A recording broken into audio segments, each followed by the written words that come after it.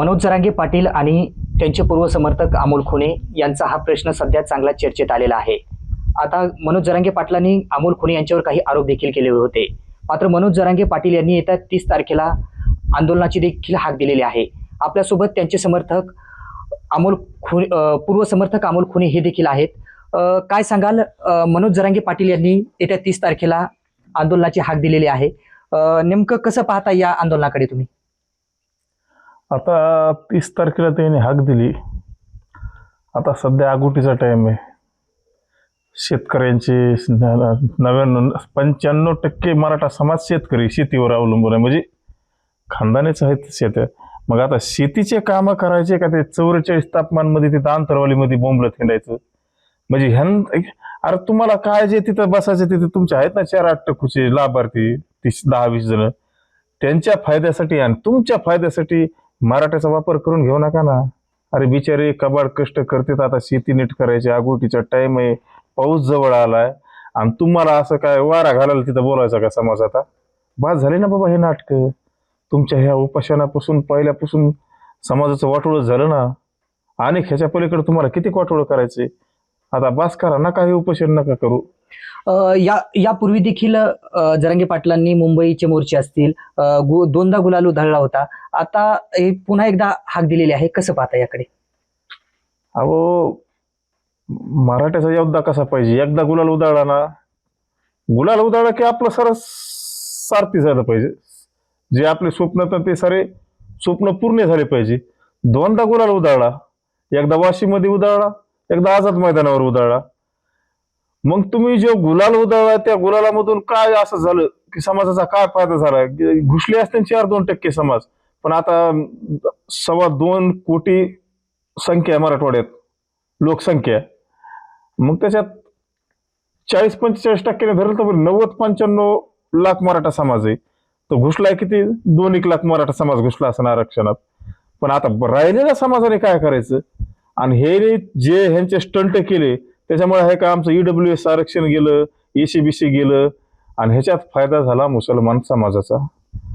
मग आता हे तर काय, एक दिवशी ते माजलगावला गेले जे युरोच्या हॉटेलच्या तिथं, हे काय ह्यांचा डायलॉग होता, मुसलमान मराठा एक, आता हे ओबीसीचं आम्हाला गरज नाही. बाबा हो, आम्हाला जातीवाद करायचा नाही. मी जर जातीवर जर बोललो तर पुन्हा मला उगा टार्गेट करते. मी जातीवर बोलत नाही, पण आपला हिंदू धर्म आहे. आपण आपल्या जर समजा ओबीसी 18 पगड जाते महाराष्ट्रात, आपण मुसलमानाला विरोध करीत नाहीत आणि ओबीसीला बी तुम्ही करू नका. आपण हिंदू मध्ये मोडतो सर्व. जर आपणच आपल्या जर अशा तुमच्यामुळे जर जाती वाटण्यात गेल्या तर मग भविष्यात येणारा काळ आहे का हा मराठा समाजाला जड जाईल तुमच्यामुळे. ज्या पद्धतीने जरांगे पाटील यांनी देखील उपोषणाची आंदोलनाची हाक दिलेली आहे, तुम्ही पण उपोषण करणार असं माहिती समोर आलेली आहे. कसं तुम्ही पण उपोषण करणार का याकडे? मी करणार ना, 100% उपोषण करणार. कारण मी पहिल्यापासून आहे का, मला काय घेणं देणं नाही, पैसे पाणी हे आहे का, मी म्हणजे आहे का, मला बघितलेलेत लोक पैसेवाले असे, पण शेवटला आहे का सारं सोडून जावं लागते. अण्णा हजारेंचे सुद्धा असंच उपोषण होतं एक काळ. तिथं बी लाभार्थ्या टोळीने एवढा पैसा कमीला, कुणी आमदार झाले, कुणी त्या आंदोलनातून मंत्री सुद्धा झाला. केजरीवाल कुठून झाला? त्या आंदोलनातूनच मंत्री झालेले. मग त्या लाभार्थ्या टोळीने एवढा पैसा कमीला, मग आज बी काय सुरू तेच आहे. ते तरी होते, समजा त्यांना लग्न काही नव्हतं झालं, पण मनोज जरांगेंना 4 मुलं होतं, 3 मुलींनी 1 मुलगा, आणि ह्यांच्या बी लाभार्थी टोळीने भरपूर माल कमीला आंदोलनामधून, उपोषणामधून. पण आता बाद झालं ना हे उपोषण, म्हणजे आहे का काही चव नाही राहिली ह्या उपोषणात. आणि तुम्हाला बसायचं असलं तर मी बी बसणार आहे तिथं.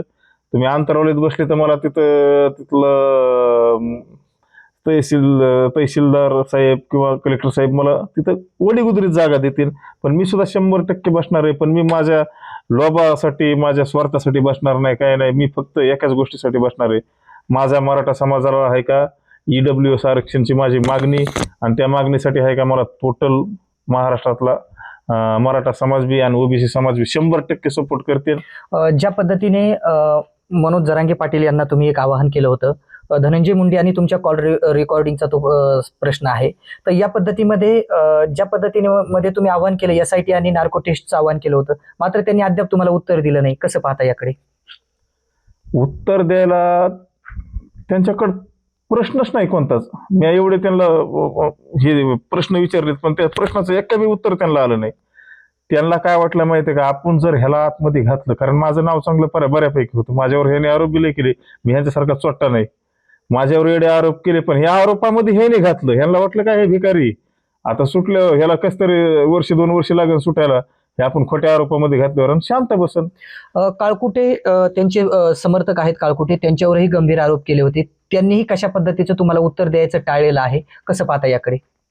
त्याला उत्तर द्यायला आहे का, एका बापाची अवलाद लागती. मी जसं एका बापाची अवलाद आहे ना, या म्हणा तुम्ही जर खरे मराठ्याच्या पोटचे जर असताना अमोलच्या प्रश्नाचं उत्तर द्या. तुमचा बापच आहे अमोल खुनी आणि तुम्ही माझ्यावर आरोप करून दाखवा रे, तुमचं मग काढतो सरायचं एका एकाचं.